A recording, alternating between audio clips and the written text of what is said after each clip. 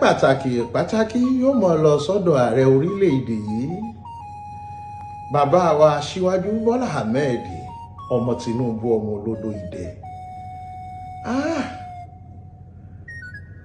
Orí ọpẹ́ wa yóò mọ̀ tún lọ sọ́dọ̀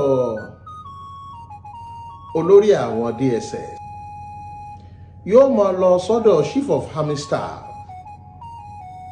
yóò sì mọ̀ lọ sọ́dọ̀ àwọn ọ̀gá wa dìísù. Gbogbo wọn pátá láwọn máa dúpẹ́ ọpẹ́ àkàtàn èèyàn tí ò dúpẹ́ mẹ́fà ó gbégi dínà ìgbèje. Yorùbá ní yiniyini kẹ́ni lè ṣe mí. Ọpẹ́ wa yóò ní ṣaláìmọ́ lọ sọ́dọ̀ ṣíìfù wa olóyè Àdìsá Májàsọ́lá Ìgbòho bàbá Dámilọ́lá bàbá Michael bàbá Yomide. Ọkùnrin mẹ́fà tí wọ́n ń pè lẹ́nìkan ṣoṣo kànjẹ̀kànjẹ̀ takuntakun gbẹ̀gbẹ̀ràn gbáǹkọ́gbì gbágídárì àràmàndìyàn tí gbogbo ẹgbẹ́ ìyókù náà ga ò àtúwọ̀nká níbi wọ́n gbé dáná rọ́dí kan lùkan ọ̀kú wọn lóorun ọ̀dọ́mọgẹ̀rẹ̀ wọ́ọ̀dù ọlọ́tẹ̀. Àdìsá adúpẹ́ o adúkẹ̀kẹ́ òkun gbogbo wa là ń kọ̀tàn. Ìtàn wo ni wọ́n kọ lónìí?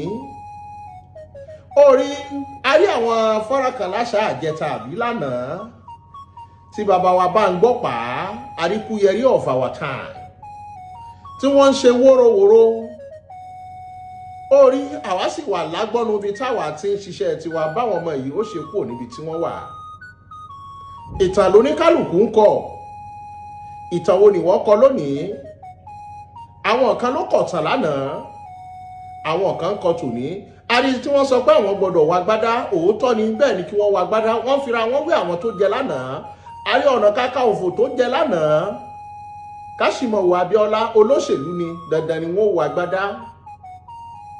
Bẹ́ẹ̀ sì ni bàbá wa l'Ógbómọ̀ṣọ́ Orí Akíntọ́lá olóṣèlú ni wọ́n. Olóṣèlú ó yàtọ̀ sí jagunjagun. Ẹ̀yin náà ti dolóṣèlú nítorí ẹni Májàsọ́lá olóṣèlú ní bá a ṣe. Tẹ́ ẹ̀ bá gbàgbé ẹjẹ́ yín níran. Kí ni ohun tó dẹ̀yìn àti Jonathan pọ̀ tẹ́ ẹ fi gbaṣẹ́ àgbáyé? Collected the contract of 9 billion.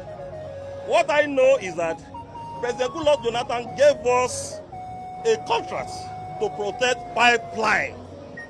And in that pipeline contract, the analysis is that Nigeria is losing 1.3 trillion every year. And when you see how much they will pay off for a year, for the whole year, in 6 zones, in 6 lanes, we have 3 in Southwest, we have 3 in South-South. I have only 1 out of the 3 in Southwest. Dr. Predpashin have 1. One guy in Ondo State have 1. The 3 is in the South-South. The entire money they will spend, NNPC will spend for us to protect the pipeline for a year is not up to 4 billion naira. The entire content. Orí bẹ́yàn bá sọ̀rọ̀ kó rántí ẹni mọ̀ ọ́ gbọ́. Wọ́n ní ẹja yan ọfà káyan òǹtàfà káyan ojú tó sin ọfà dọ́dọ̀ ẹranko. Àwọn tó di ojú tó sin ọfà dọ́dọ̀ ẹranko làwọn Májàsọ́lá tá a wọnú igbó yìí lọ. Àwa la sọ fáyé pé bí báyìí ni wọ́n wà. Nígbà tá a sọ fún wọn pé bí báyìí ló wà ló jẹ́ kí wọ́n láǹfààní kí wọ́n pagbára pọ̀ láti pàmọ̀pọ̀ láti pèrò pọ̀ pé ẹja wọnú ibẹ̀ lọ. Àwọn ọ̀rọ̀ kan wà ńbẹ̀ tí ò ṣe fi léde àmọ́ tó bá yá padà wá yàn níbẹ̀. Wọ́n ń pè ọ́ dèdèrìn oníṣùgọ́mù ló ń jẹ́ àti sùn ẹ̀gbẹ́ àti dèdèrìn ọmọ ìyá àgọ̀ kan náà ni gbogbo wọn. Ọ̀bọ̀lájídò ni bàbá tó bí wọn lọ́mọ. Jàǹbá kà fún jàǹbára elételèté yé. Ètè tẹ́ ń dá ojọ yẹra yín. Wọ́n fẹ́ sọ̀rọ̀ yìí gẹ́gẹ́ bí ọ̀rọ̀ àwọn Chibok girls. Àmọ́ bàbá wa Bọ́lá Ahmed Tinubu àtàwọn kànjẹ̀kànjẹ̀ ńlẹ̀ Yorùbá ní kò ní dàbí ọ̀rọ̀ Chibok.